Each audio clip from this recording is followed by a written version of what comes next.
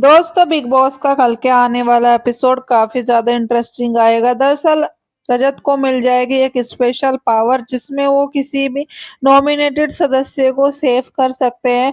तो चलिए देखते हैं कि रजत ने किसको सेव किया और किसको रहने दिया नॉमिनेट। तो टोटल गए 7 सदस्य थे जिसमें रजत, दिग्विजय, करणवीर और श्रुतिका, चुंग, कशिश एंड तेजिंदर बग्गा।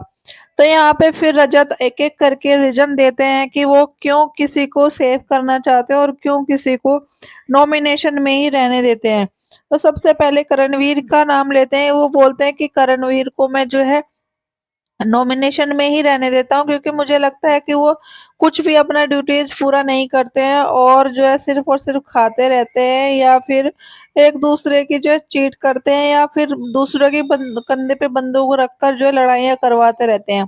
इसके अलावा इनका कोई और काम नहीं है। बहुत चालाकी से ये अपना गेम खेल रहे हैं और आपस में लड़वा कर दूसरों बंदे को और सामने से बैठ के देखते रहते हैं।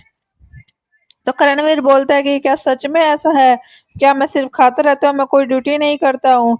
रजत बोलता है कि मैंने अपना रीजन दे दिया है कि क्यों मैं आपको नॉमिनेशन में रखना चाहता हूँ, बाकी आप जो समझे। उसके बाद वो कशिश का नाम लेते हैं कि कशिश को मैं नॉमिनेशन में ही रखना चाहता हूँ क्योंकि कशिश का मुझे लगता है कि उसने मुझे टाइम ऑफ गॉड बनाया, लेकिन वो सबसे ज्यादा तो वो शिल्पा जी के साथ बैठती है। और जब वो शिल्पा जी को ही धोखा दे सकती है तो फिर वो मुझे भी कभी भी धोखा दे सकती है। इसलिए मैं जो है नॉमिनेशन में ही रखना चाहता हूँ। उसके बाद वो चुंग का नाम लेते हैं कि चुंग को मैं इसलिए नॉमिनेशन में ही रहना देता हूँ क्योंकि वो मुझे काफी ज्यादा बोरिंग लगती है। कुछ भी ऐसा उनके अंदर कॉमेडी या कुछ कंटेंट ऐसा नहीं है, सिर्फ खाना बनाती रहती है ताकि वो नॉमिनेशन वगैरह में ना आए बस।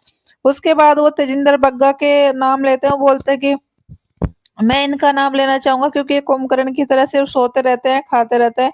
इसके अलावा इनका दूसरा कोई काम ही नहीं है। तो मैं चाहता हूँ कि ये नॉमिनेशन में ही रहे।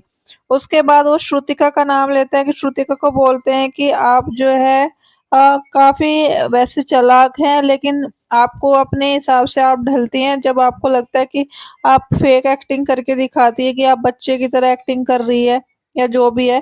तो मैं आपको भी नॉमिनेशन में ही रखने देता हूँ।